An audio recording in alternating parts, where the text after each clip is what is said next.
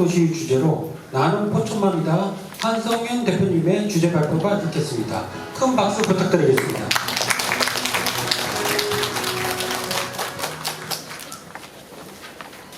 네, 안녕하십니까. 저는 나포맘 운영자 한성윤입니다. 나포맘은 회원수 약 36,000명의 네이버 대표 카페로 주로 포천에 거주하는 엄마들이 각종 생활정보와 교육정보 등을 공유하는 온라인 지역 커뮤니티, 일명 맘카페입니다. 저는 2018년부터 5년째 카페 매니저를 맡아서 운영하고 있으며 현재 2명의 카페 운영 스태프이 함께 카페 관리와 각종 행사 운영을 진행하고 있습니다. 저희는 가족 내에서 중심이 되는 엄마들이 솔선수범하여 우리 지역에서 할 수 있는 유익한 역할을 찾아 하나씩 실천하는 노력을 하고 있습니다. 경력단절 여성들을 위해 신입동에서 작게 시작됐던 나눔장터가 현재는 가치놀장이라는 이름의 프리마켓으로 운영되고 있으며 2021년에는 포천시 아이스팩 재사용 사업에 아이스팩 수거함 27개를 기증하여 탄소 중립 실천에 동참했었고요. 작년부터 전국 맘카페 연합인 맘실험 회원사로 등록하여서 매주 목요일 10분 소등 캠페인과 일회용품 라벨 제거 분리배출 캠페인을 진행함으로써 기후위기 대응과 환경사랑 실천을 위해 노력하고 있는데요. 앞으로 우리 아이들이 살아갈 아름다운 환경을 물려주기 위해 엄마의 마음으로 더 좋은 활동들을 계속해 나갈 예정입니다. 많은 관심 가져주시고 응원해주시고 또 동참해주시면 감사하겠습니다. 저는 초중고를 모두 포천에서 다녔고 지금은 저희 두 아이를 포천에서 키우고 있으니 흔히 말하는 포천 토박이입니다. 이 자리에 선 것이 많이 부담스럽고 떨리지만 제가 자란 포천에서 다시 우리 아이들을 키우는 부모의 입장으로 우리 포천시가 인문도시를 표방하기 위해 어떤 발걸음을 해야 할지 그동안의 생각들을 정리하여 발표하겠습니다. 부족하겠지만 열린 마음으로 들어주시면 감사하겠습니다. 인문도시, 인문학이란 무엇일까요? 최근 다양한 분야에서 인문이란 단어가 인용되고 있습니다. 사람들의 관심이 많은 분야인 만큼 그 의미를 검색해보면 굉장히 많은 자료를 접할 수 있는데요. 그 많은 주장과 내용 결국 하나의 키워드로 요약됩니다. 바로 사람입니다.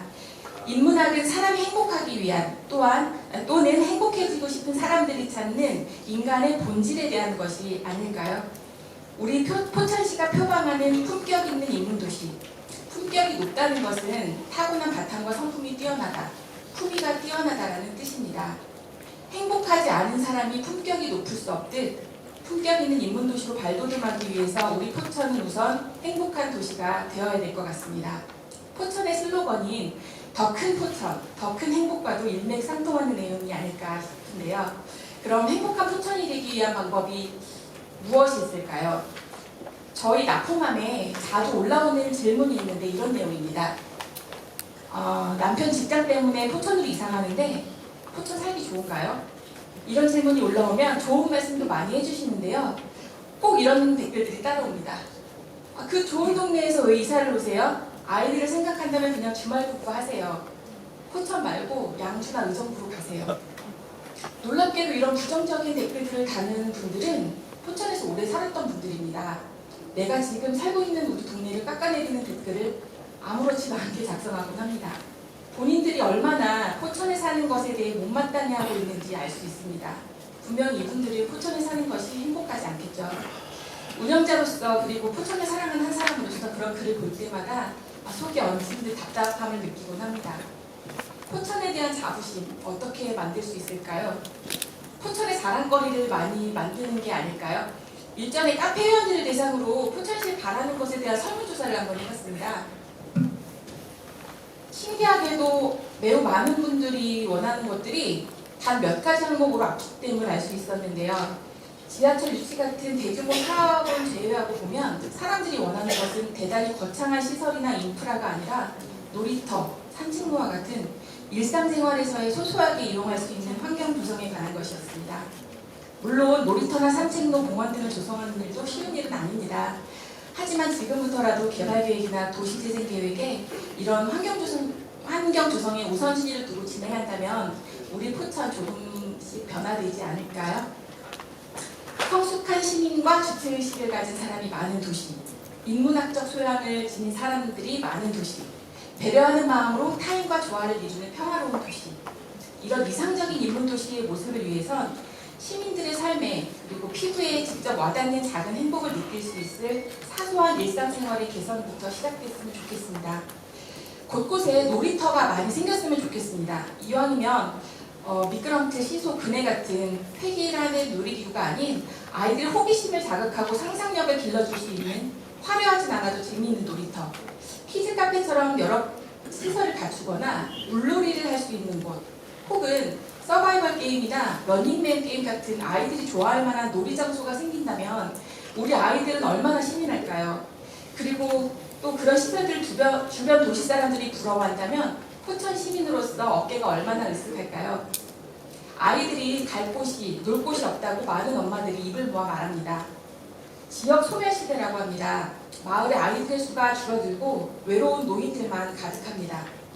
우리 포천도 인구 소멸 위험 단계에 진입했습니다. 며칠 전 경기도청에서 경기도 각 지역 커뮤니티 대표들이 참석했던 인구정책 간담회에서 결혼한 부부가 아이를 낳지 않는 이유 또는 둘째 아이를 낳지 않는 이유에 대한 원인으로 경제적인 문제 이전에 돌봄 시스템의 문제를 꼽았습니다. 초등학교 돌봄 교실에 수요자가 적은 것은 늦게까지 돌봄 교실에 남아있는 아이들이 눈치를 볼 수밖에 없는 상황 때문이라는 것에 모두들 크게 공감했는데요.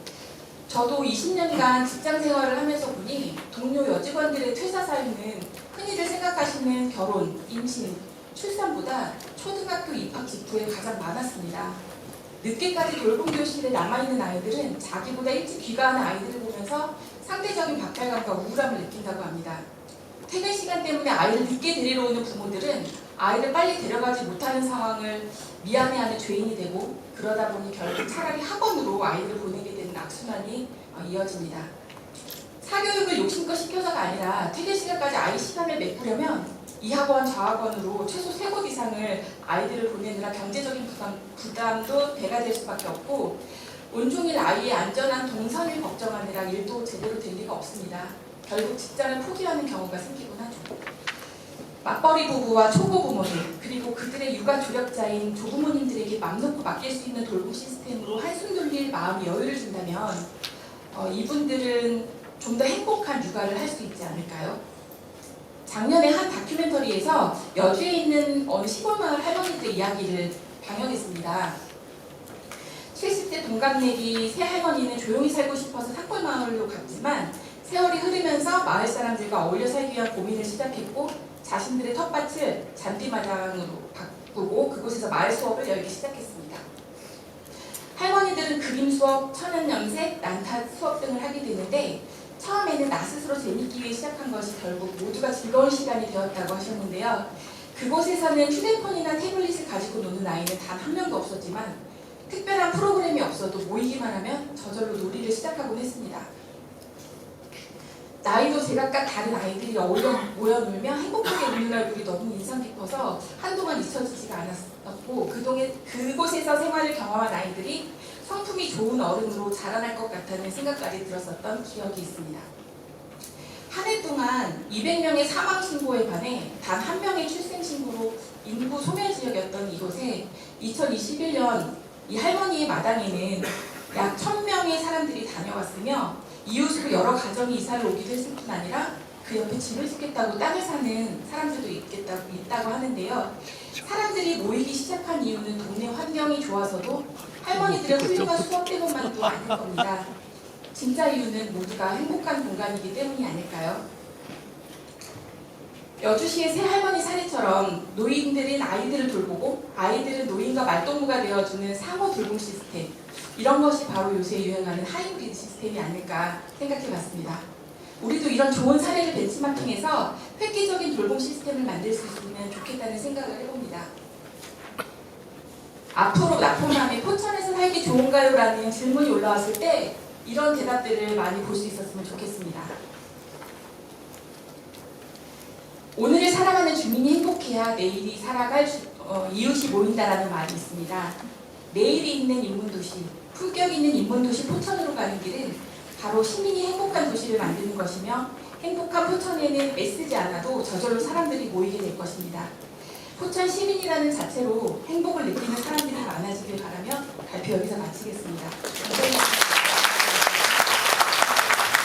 시민의 작은 행복을 시작으로 매일을 살아갈 이웃이 저절로 보이는 행복한 사람이 가득한 인문도시 포천에 대한 한성윤 대표님의 말씀 감사드립니다.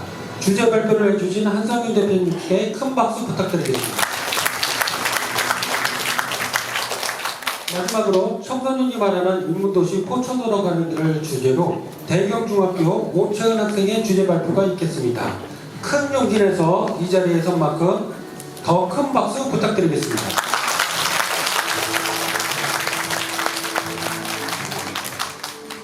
안녕하세요. 이번 2023년 인문도시 포천으로 가는 길 포럼의 청소년 발표자 대경중학교 3학년 오채은입니다.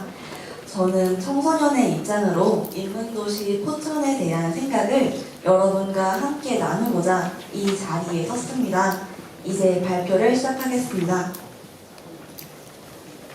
우선 포천에서 예전에 추진했었던 인문학 사업을 간단히 소개하겠습니다. 다음으로는 청소년인 제가 생각하는 인문도시 포천의 모습에 대해 발표하고 마지막으로 인문도시 포천에서 앞으로 추진해 주었으면 하는 사업인 Not Only 포천, 미드 포천과 쇼츠 인문학에 대해 발표하고 마무리하도록 하겠습니다.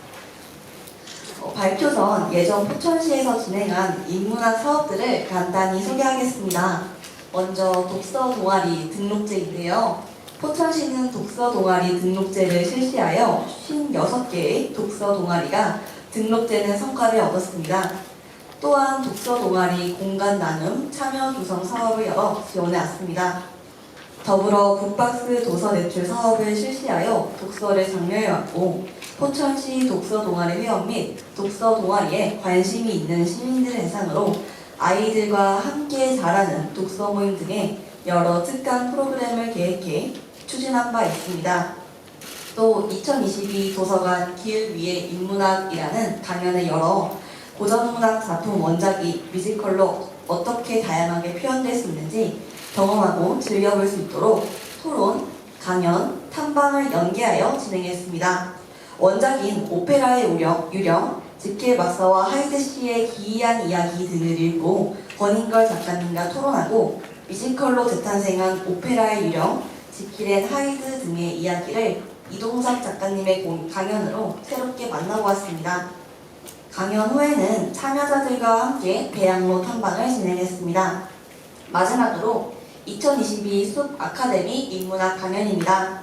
강영욱 반려견 훈련사를 초청해 반려견과 더불어 사는 법이라는 주제로 강연을 진행하였습니다. 개물림 사고 등 다양한 문제가 발생하는 현실을 반영해 반려견과 사람이 행복하게 함께 살 수 있는 패티켓에 대한 내용으로 강연이 이루어졌습니다. 강연 중 질의응답을 통해 반려견에 대한 고민과 해결 방법을 나누는 시간을 가졌으며 반려견 놀이터 조성에 대한 희망을 나타내기도 하였습니다. 제가 생각하는 인문도시 포천의 모습을 말씀드리기 전에 우선 요즘 저와 같은 청소년들이 인문학, 그중 독서에 대해 어떤 생각을 갖고 있는지 말씀드리겠습니다. 요즘 청소년들은 책을 잘 읽지는 않는 것 같아요. 저도 초등학생 때까지는 책을 많이 읽으려고 노력했었지만 중학생이 되어서부터 시험 준비를 하느라 자연스럽게 책과 멀어졌습니다. 유아기 때부터 미디어 매체를 접하는 아이들도 늘어났습니다. 더불어 독서에 대한 인식조차 지금 좋지 않아요. 생활기록부에 독후감을 넣으려고 책을 읽어 억지로 쓰는 친구들이 많고요.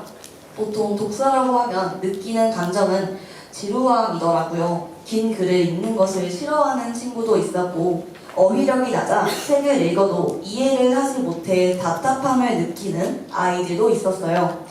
독서가 아닌 인문학이라고 해도 다르지 않았습니다. 뮤지컬을 보고 직업 강의를 들어도 특정한 누군가 관련 분야에 관심이 원래부터 있던 소수의 학생들만 좋아했었고 모두가 즐기기에는 어려웠습니다.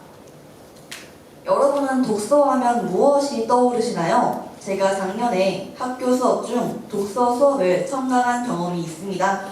그때 수업을 들으러 온 학생들이 수업을 듣기 전부터 이 책을 읽으니까 지루하겠다라고 생각하더라고요. 독서에 대한 인식이 좋아지지 않고 있습니다.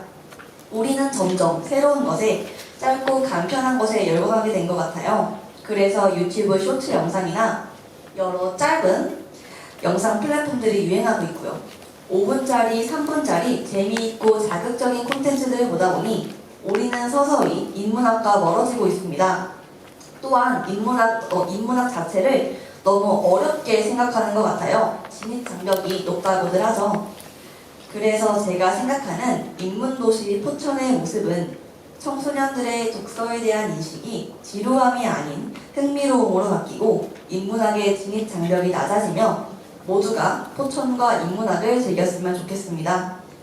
특정한 세대 말고 모든 세대를 아우르는 재미있는 사업이나 축제가 열려 모두가 인문을 즐기는 모습을 보고 싶습니다.